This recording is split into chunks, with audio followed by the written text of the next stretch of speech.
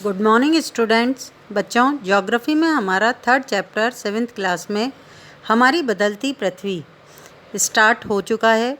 हमने इसके अंतर्गत हमारी पृथ्वी की गतियाँ, अंतर्जनित और बहिर्जनित बल पढ़ना स्टार्ट कर दिया था।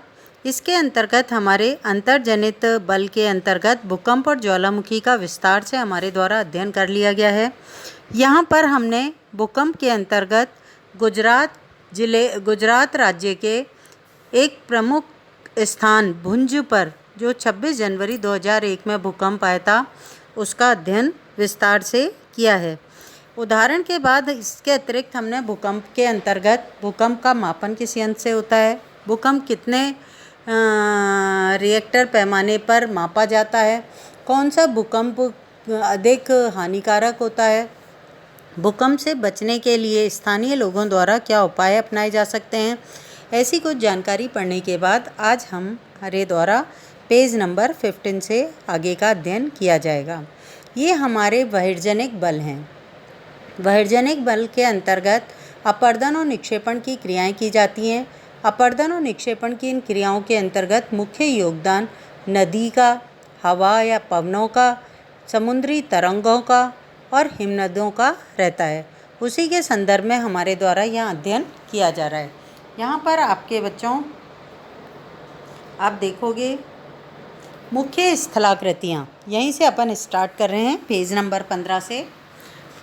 अपर्दन, अपक्षय और अपर्दन नामक दो प्रक्रमों द्वारा, प्रक्रम मतलब दो क्रियाओं के द्वारा, प्रक्रम का मतलब क्रियाएं होती हैं। अपक्षय और अपर्दन नामक दो प्रक्रमों या क्रियाओं द्वारा दृश्य भूमि मतलब जो स्थलाकृतियाँ हमें दिखाई देती हैं आँखों से, दृश्य भूमि लगातार विघटित होती रहती है। विघटित से मतलब है उसमें हमें परिवर्तन या वो टूटती फूटती रहती है। पृथ्वी की सतह पर शैलों के टूटने से अपक्षय की क्रिया होती है। पृथ्वी की सतह जो है जिस पर हम निवास करते हैं, यहाँ पर पाई जाने वाली शैलों के टूटने से ही अपक्षय की क्रिया प्रारंभ होती है।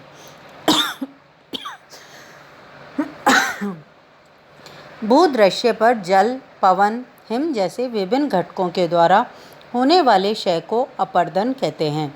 वायु, जल आदि अपर्दित पदार्थ को एक स्थान से दूसरे स्थान पर ले जाते हैं और फलस्वरूप एक स्थान पर निक्षेपित कर देते हैं।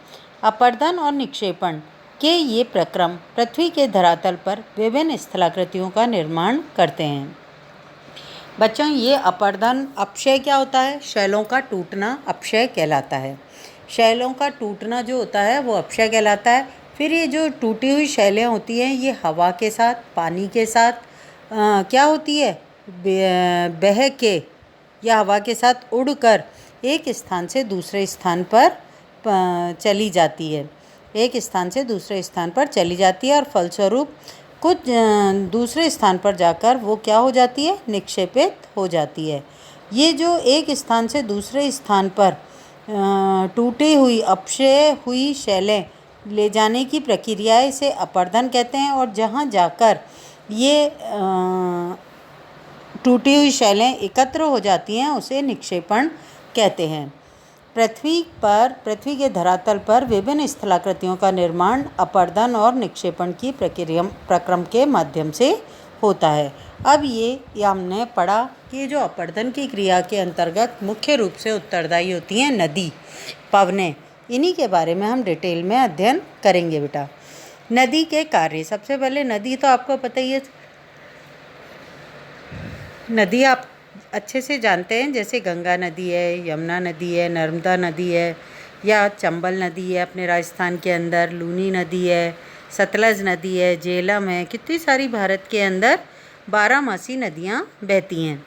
इन नदियों के कार्य किस प्रकार से करती हैं या मुख्य स्थलाकृतियों में चेंज किस प्रकार से लाती हैं वो पढ़ रहे हैं बच्चों अपन। नदी के जल,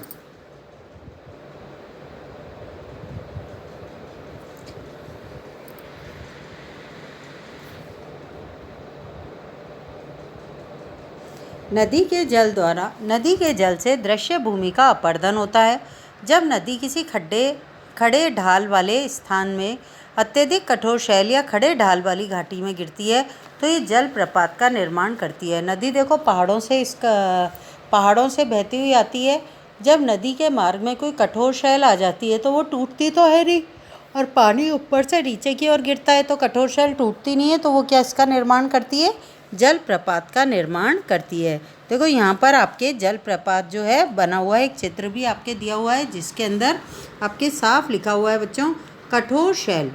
ये सारी की सारी कठोर शैल हैं जो कि पानी बहता हुआ आ रहा है। ये कठोर शैलें जब टूट नहीं पाती हैं तो क्या होता है कि पानी इन पर से बहकर नीचे की जो कम कठोर शैलें होती हैं, कम कठोर शैलें होती हैं, उनको काट देती हैं। तो इस तरह का जलप्रपात का निर्माण हो जाता है। आगे बढ़ते हैं फिर से अपन अपने बच्चों। यहाँ पर जब नदी मैदानी क्षेत्र में प्रवेश करती है, पहाड़ों से उतरकर जब नदियाँ मैदानों में प्रवेश करती हैं तो वह मोड़दार मार्ग पर बहने लगती है। नदी के इन्हीं बड़े मोड़ों को विसर्प कहते हैं। मतलब जैसे सांप नहीं रेंगता है, उस आकार के अंदर नदी मैदानों में बहने लगती है, और इस तरह के मोड़ों को विसर्प कहा जाता है। इसके बाद विसर्पों के किनारों पर लगातार अपरदन और निक्षेपण भी शुरू हो जाता है। पहाड़ों से जो शैलों की को साथ लेकर नदी बहती हुई आ रही थी, वो मैदानों में क्या कर देती है? उसको अपरदित और निक्षेपण करना शुरू कर देती है। और किसके किनारों पर? विसर्पों के किनारों पर। विसर्प लूप के सिरे निकट आते जाते हैं। समय के साथ साथ विसर्प लूप नदी से कट जाते हैं और एक अलग झील का निर्माण करते हैं। जब बाढ़ आती है पानी के अंदर तो वो जो विसर्प होते हैं वो दूर दूर तक पानी को फैला देते हैं। कुछ समय के बाद बाढ़ का पानी तो बहकर चला जाता है, क्योंकि बारिश का मौसम तो चला जाता है। फिर क्या होता है बच्चों कि वहाँ पर वो जो विसर्प बने हुए थे, वहाँ पर कुछ गड्ढे जिनके अंतर्गत फिर से वो अपनी सीमाओं में बहने लगती है नदी मैदानों में, और कुछ खड्डे जो पानी के भरे हुए रह जाते हैं उन्हें हमारे द्वारा लूप नदी से कट जाते हैं। ये एक अलग झील बनाते हैं जिन्हें चाप झील कहा जाता है। कभी कभी नदी अपने तटों से बाहर भी बहने लगती है। निकटवर्ती क्षेत्रों में बाढ़ आ जाती है। ये तो बच्चों अभी मैंने बताया था। बाढ़ के कारण नदी के तटों के निकटवर्ती क्षेत्रों में महीन मिट्टी और अन्य पदार्थों का निक्षेपण भी हो जाता है। ऐसी मिट्टी और पदार्थों को अवसाद कहा जाता है। इसमें समतल उपजाऊ बाढ़ग्रस्त मैदान का निर्माण होता है। नदी के उत्थित तटों को तटबंध कहते हैं। समुद्र तक पहुँचते पहुँचते नदी का प्रवाह धीमा हो जाता है और नदी अनेक धाराओं में विभाजित हो जाती है। बच्चों यहाँ पर अपन साइड में दिया हुआ क्या आप जानते हैं उसकी भी जानकारी ले लेते हैं। देखो यहाँ पर आपके विश्व में हजारों छोटे छोटे जलप्रपात हैं। सबसे ऊंचा जलप्रपात दक्षिण अमेरिका के वेनेजुएला का एंजल जलप्रपात है। अन्य जलप्रपात उत्तरी अमेरिका के कनाडा और संयुक्त राज्य अमेरिका की सीमा पर स्थित नियाग्रा जलप्रपात है। अफ्रीका के जाम्बिया और जिम्बाब्वे की सीमा पर स्थित विक्टोरिया जलप्रपात भी पाया जाता है। जलप्रपात क्या होता है? जब पहाड़ों पर नदियाँ बहती हुई नीचे की मैदानों की तरफ आ रही होती हैं तो रास्ते में जब कठोर शैलें पड़ जाती हैं तो जो कम कठोर शैलें होती हैं वो तो कट जाती हैं नदी के मार्ग में, और ऊपर से पानी तेज़ी से कठोर शैलों पर पड़ता है, तो यह स्थिति जलप्रपात की बनाती है। छोटे बड़े कई प्रकार के जलप्रपात वर्ल्ड में पाए जाते हैं, और ऐसे में सबसे ऊंचा जलप्रपात है वो दक्षिण अमेरिका के वेनेजुएला का एंजल जलप्रपात है, और उत्तरी अमेरिका में कनाडा तथा संयुक्त राज्य अमेरिका की सीमा पर स्थित नियाग्रा जलप्रपात है। अफ्रीका में जाम्बिया और जिम्बाब्वे की सीमा पर स्थित विक्टोरिया जलप्रपात है। ये सारे जलप्रपात जो हैं ये वर्ल्ड फेम जलप्रपातों की श्रेणी में आते हैं। आगे बढ़ते हैं बच्चों। यहाँ पर हम नेक्स्ट पेज पर चलते हैं। अपने नेक्स्ट पेज के ऊपर आप देखेंगे ये नदी से संबंधित ही आपके जानकारियाँ दी हुई है। यहाँ पर बच्चों आपके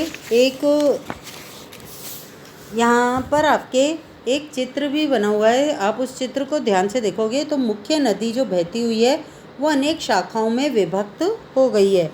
इन शाखाओं को किसका नाम दिया जाता है? वितरिका का नाम दिया जाता है।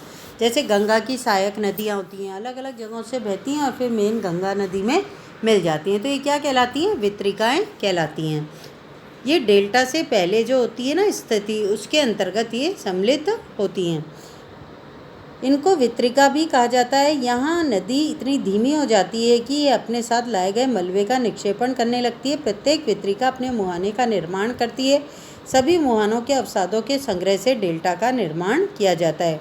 विश्व की कुछ नदियों के नाम ढूंढें जो डेल्टा का निर्माण करती है। गंगा नदी जो है हमारे देश में बहने वाली, वो सुंदरवन डेल्टा का निर्माण करती है। मतलब हमारे बंगाल की खाड़ी में गिरने से पहले गंगा नदी के द्वारा डेल्टा का निर्माण किया जाता है, तो इसे सुंदरवन डेल्टा का नाम दिया जाता है। बच्चों, आज के लिए हमारे इतना ही पढ़ेंगे हम। अब नेक्स्ट लेक्चर के अंतर्गत हम समुद्री तरंगों के कार्य का अध्ययन करेंगे और इस चैप्टर को फिनिश करेंगे, समुद्री तरंग और हिमनद के कार्य, पवन के कार्य, इन तीनों का अध्ययन करके। थैंक यू बेटा।